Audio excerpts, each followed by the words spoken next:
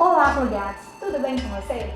A era digital trouxe uma revolução na forma como as crianças interagem com o mundo ao seu redor. O uso crescente de telas como smartphone, tablets e computadores tornou-se uma parte integral da vida cotidiana das crianças. Essa evolução tecnológica, no entanto, levanta questões importantes sobre o seu impacto na infância e no desenvolvimento infantil. E para conversarmos sobre esse assunto, trouxemos a psicopedagoga Denise Passos.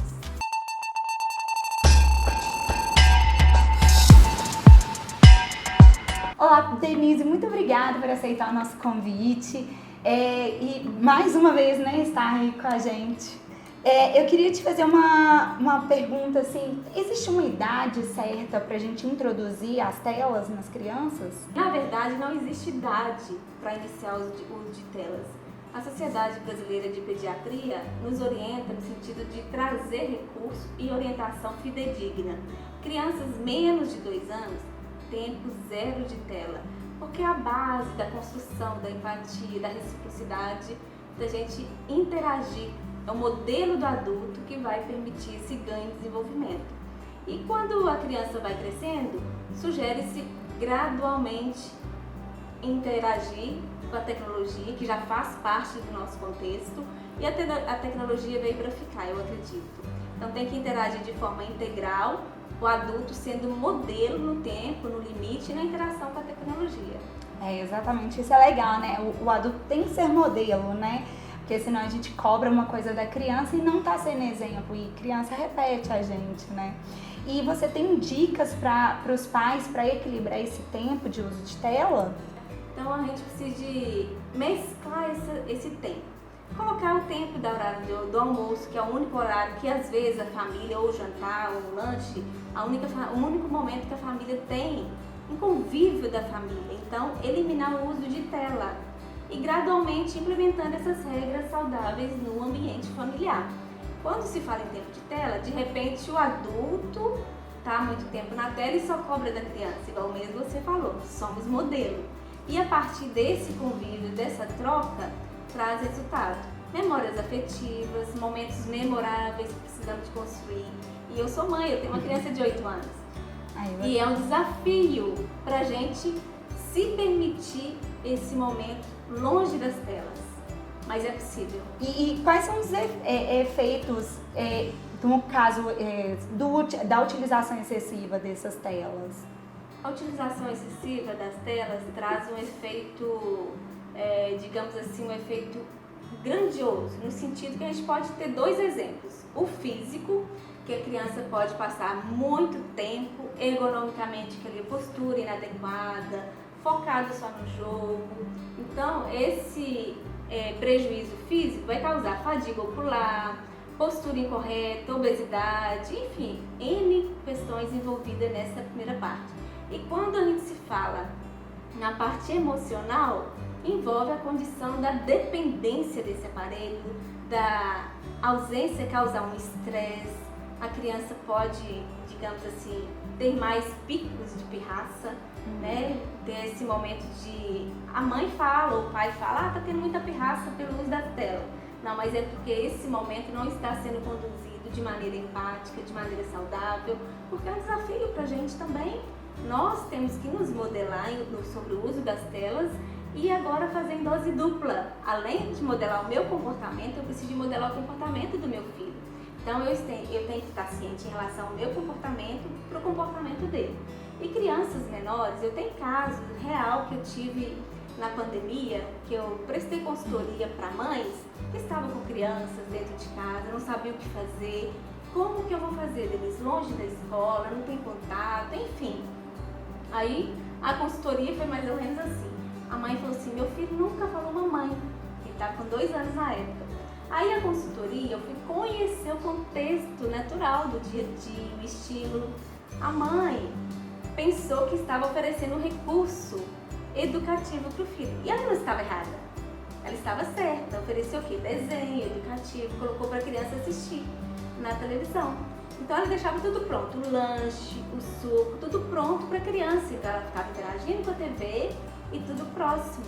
Ali a criança criou um bloqueio da fala, da interação com seus pares, da interação com o meio. E a mãe não estava errada, mas aí foi a orientação adequada para aquele momento que fez ela ter um outro olhar para esse momento.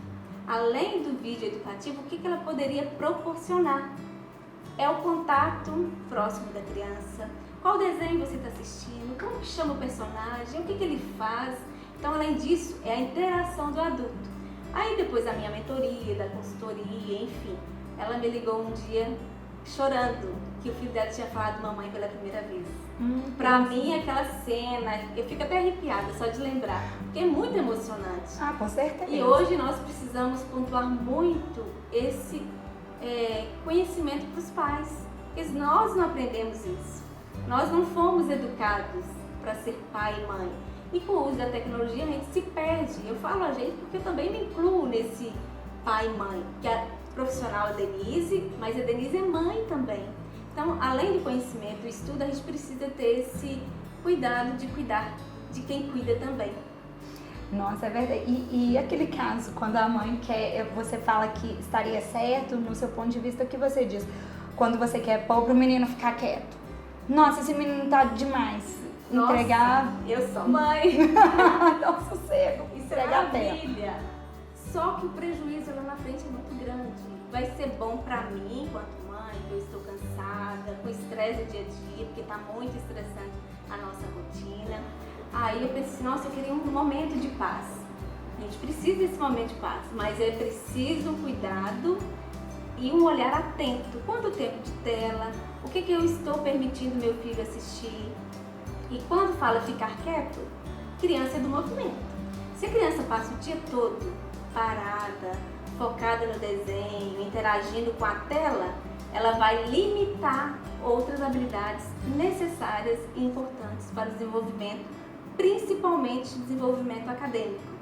Que quando a criança inicia a idade, né, para a alfabetização, são habilidades preditoras que envolvem N habilidades desenvolvidas para ter uma alfabetização de maneira eficaz. Eu vou dar um exemplo da minha vida prática. Tem dia que eu preciso de respirar, e a gente precisa mesmo. Eu falo, você vai ficar meia hora, a mamãe vai descansar. E eu coloco o tempo para mim, meia hora mesmo, deu aquele tempo. Aí eu tenho técnica de respiração, eu ensino para as mães que nessa meia hora consegue aliviar. Sério. Depois a gente poderia ter um outro momento bate-papo para a gente ensinar essas técnicas de alívio, de mesmo os 30 minutos vai surgir efeito para o dia todo. Isso é muito bom, não só para as mães, não, acho que é para o mamãe. Isso é muito bem-vindo. Quando eu coloco meta e foco nesse momento meu descanso, eu preciso ser pontual e produtivo nesse tempo, porque é o tempo que eu vou me permitir para depois me trazer prejuízo. E hoje, sendo mãe de criança de 8 anos, é um desafio colocar tempo de tela, tempo para dormir. Porque tem crianças dormindo muito tarde, eu atendo crianças e os pais trazem relatos. Quer assistir televisão, fica até 2 horas da manhã. Porém, o adulto precisa ser modelado e orientado para conduzir esse desenvolvimento que é a base na infância. Não, e fora que eu dormi cedo, faz muito bem em saúde, né? Envelhecimento precoce, tem todas as outras questões, né, que envolvem esse cuidado até com o sono. E utilizar, como que os pais podem utilizar essas ferramentas de forma mais educativa? Tem aplicativos educativos, tem aplicativos que vai ganhar como rotina, um aliado para o pai ali, né, estabelecimento de rotina do dia a dia. Então, podemos utilizar a tecnologia, o uso de telas, para um lado positivo também. E a partir daí, a criança aprender a construir uma rotina para ela. Mesmo usando a tecnologia, ela vai saber do compromisso, usa como alarme, porque a criança, principalmente as menores, precisam desse sinalizador pontual. Porque se eu falar assim, daqui meia hora o tempo acabou. Utiliza essa ferramenta para mostrar para a criança que assim que o alarme despertar, acabou o tempo de tela. E a partir daí, vai criando essa responsabilidade e autonomia no desenvolvimento da criança. E é muito mais uma modelação de convívio do adulto com a criança. Eu acredito que se criarmos estratégias de de modelar o adulto para conduzir a criança, teremos um resultado significativo. Que antes a gente julgava muito, né? De, não utilizar a tela, não, porque tem que proibir. E não tem jeito, né? Igual você falou, veio pra ficar. Veio pra ficar. Não tem jeito. Só tá aumentando, né? Esses momentos de momentos digitais, né? E outra coisa, você podia falar pra mim qual que é o papel, qual que é as estratégias, né? Pra garantir que o uso dela seja seguro também para as crianças, protegendo a privacidade e segurança delas. Sim, é um tema importante que você trouxe agora, né, nessa sua fala, principalmente relato que eu tenho recebido de mães, de filhos, entrando na fase da adolescência, interagindo nas redes sociais sem uma supervisão maior e passando dados, fotos do dia a dia, do cotidiano, para pessoas de fora. E esse cuidado é muito sério, eu preciso de pontuar o que está assistindo. Se for crianças menores, eu sugiro o cuidador pedir para a criança recontar o que leu não, o que assistiu, o que de fato aprendeu com aquele desenho, série, o aplicativo. Que a criança é natural, a infância é natural, fica encantada. E a criança nos traz isso de uma maneira muito natural. O que você aprendeu no desenho? E elas contam. Isso é sem punir aquele comportamento, até mesmo para a gente ganhar a confiança da criança. Crianças menores, eu sugiro os pais a trazer essa investigação, esse contato mais de perto. O que você aprendeu? Conta para a mamãe. Vamos ensinar para o papai que você aprendeu no desenho hoje? Quando a criança já está indo para a fase da adolescência, observar no histórico. Claro, tem várias formas de controlar hoje, para ver o acesso, o que está assistindo e principalmente observar o comportamento da criança. Quando está verdadeira, verdadeira e natural. Quando uma criança assiste algo agressivo, ela de alguma maneira vai refletir esse comportamento, ou que seja em casa, no contexto natural, na família, ou que seja na escola. Por exemplo, uma criança que não era agressiva, um caso real que eu tive, e começou a ter comportamentos agressivos com os colegas.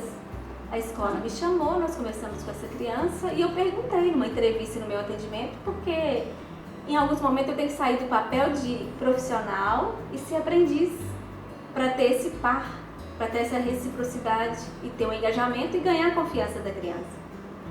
Porque eu aprendi no desenho que só mexe com arma, mata. Aí eu entendi o cenário.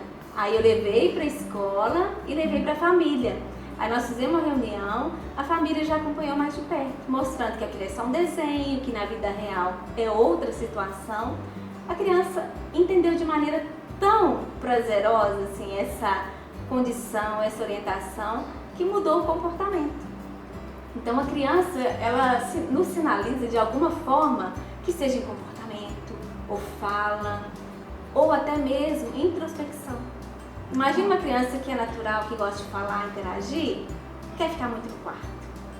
Já tem coisa errada. Já acendeu um alerta ali. O que eu vou observar? O que eu vou ter um cuidado? Eu vou relatar na escola também se está tendo esse comportamento. Eu falo que dá trabalho. Essa observação dá trabalho. Mas quando tem uma observação assídua desse comportamento e essa parceria entre escola e família, o resultado é garantido do que a gente busca. E, além disso, qual que é o papel da escola, né? Na educação sobre esse uso responsável dessas telas, já que você tocou na questão da escola. Da escola. Eu acredito que a metodologia, tem muitas escolas que já teve essa evolução, mas estamos caminhando a passos lentos ainda, trazendo aquela escola tradicional para a escola atual, onde eu preciso de deixar o aluno ser ativo nas suas maneiras de aprender, de ensinar. Em alguns momentos, igual eu falei anterior, eu preciso sair do papel de profissional para ir para o papel de aprendiz. Em alguns momentos, a escola também precisa de entender o aluno, o que ele aprendeu com a tecnologia, o que ele sabe, para ensinar o professor também. Porque hoje a era digital, eles nos ensinam muito. Muito. Eles às vezes estão bem mais evoluídos que a gente. Evoluídos em algumas questões, mas ainda não estão preparados na parte emocional para lidar com tanta mudança e acesso muito fácil. Eu acredito que alinhando a parte emocional junto com a comunidade escolar e a família, vai ser um sucesso. E os pais, como que eles podem, vendo isso aí que é bacana, mas tem os momentos que é exagerado, como que os pais podem identificar e prevenir esse vício? Vamos imaginar uma criança autista. Vou trazer um caso real meu. Uhum.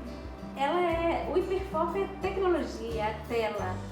Porém, eu aproveito desse uso das telas para o pai aumentar o contato visual, a reciprocidade, o tempo de espera que trabalha as funções executivas. Eu não vou adentrar esse assunto porque seria um outro momento para a gente trazer outras informações em relação a esses aprendizados e desenvolvimento. Mas quando tem esse excesso, hiperfoco, nós estamos falando de um autista, por exemplo, aí a família vai conduzir, vai ter esse momento de diálogo, um diálogo aberto, um acompanhamento para conduzir. Vamos imaginar, a criança sabe que o telefone descarregou. Onde que está o carregador? Como que a criança sabe que tem que pegar o carregador, colocar na tomada? Olha que legal!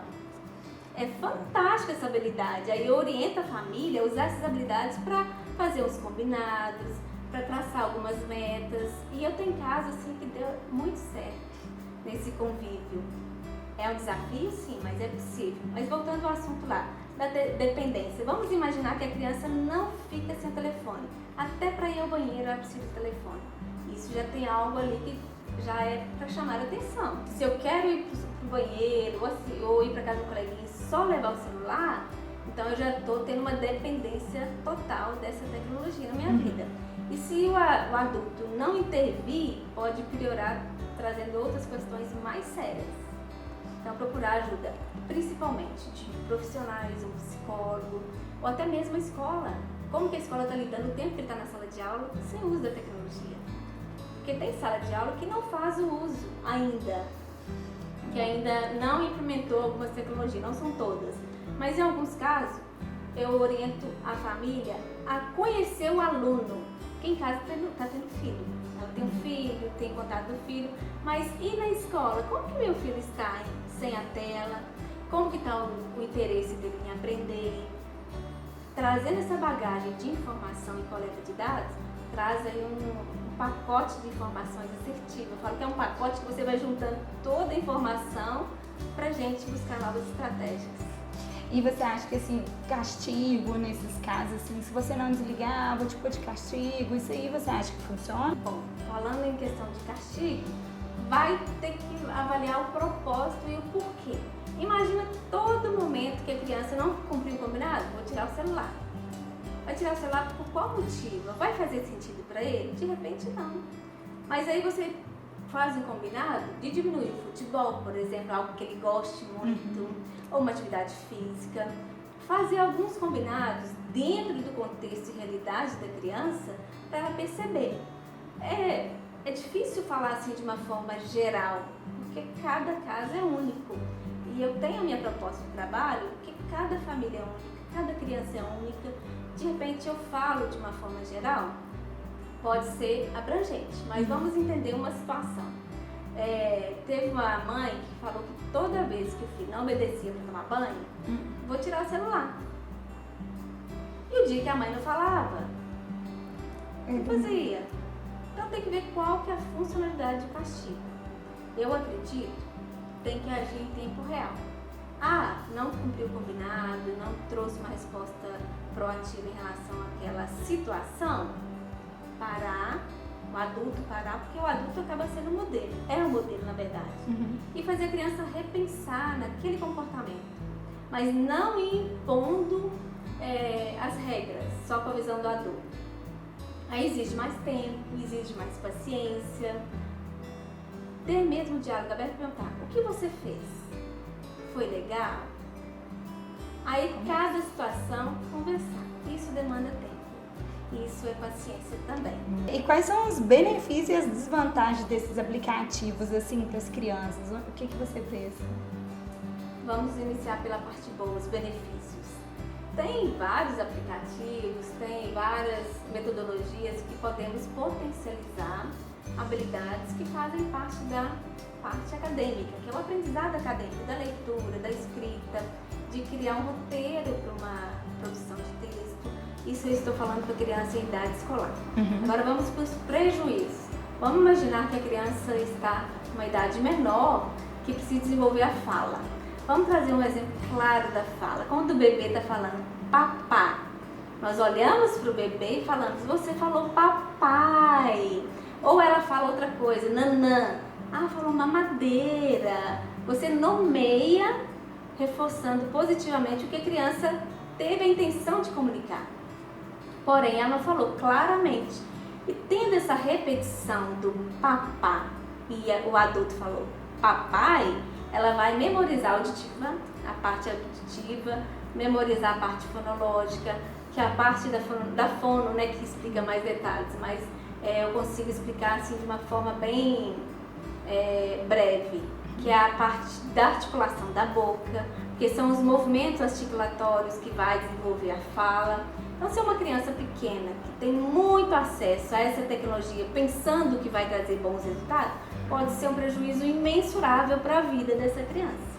Então, depende de cada idade, depende de cada realidade, mas eu sugiro, sempre quando for buscar um aplicativo, tira dúvida com a escola, tira dúvida com o pediatra, para saber se está dentro do esperado para o desenvolvimento daquela idade.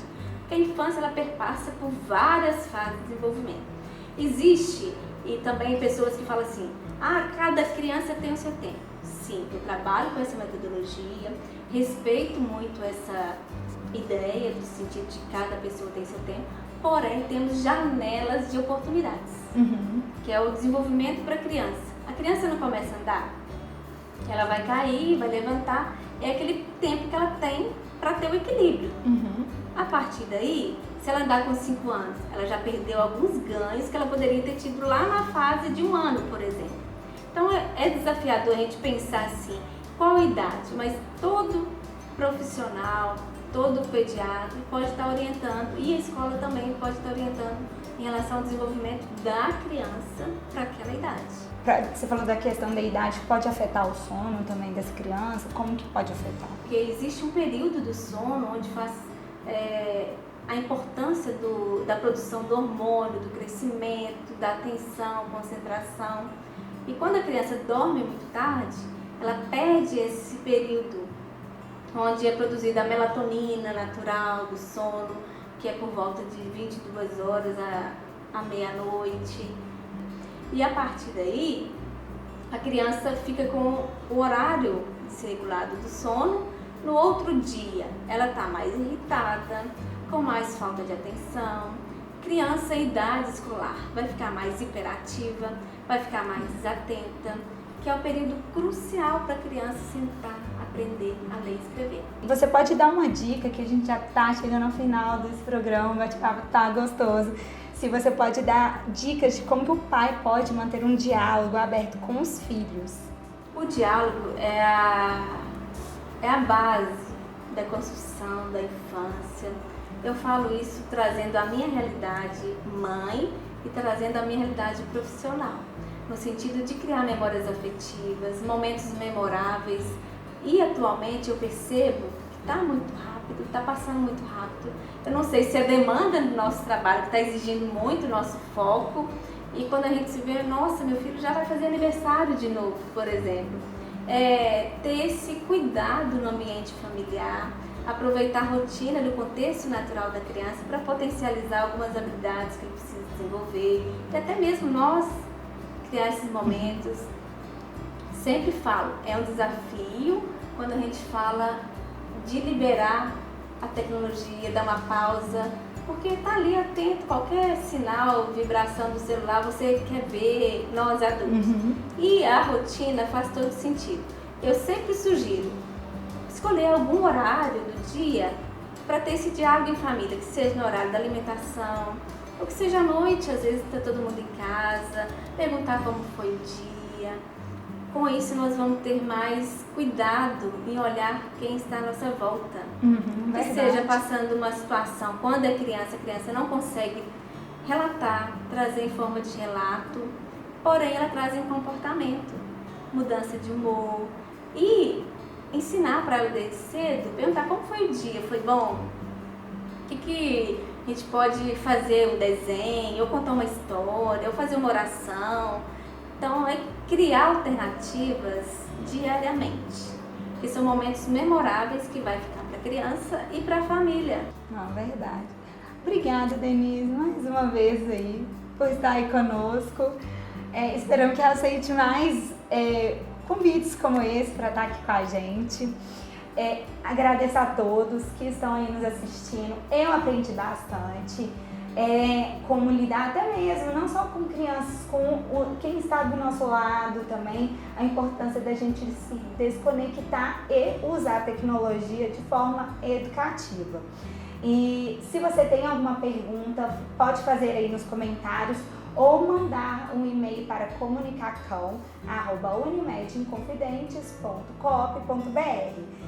Curta, compartilhe, passe para os pais que vocês conhecem, que estão precisando de um apoio. A Denise está aí para dar um apoio a vocês também.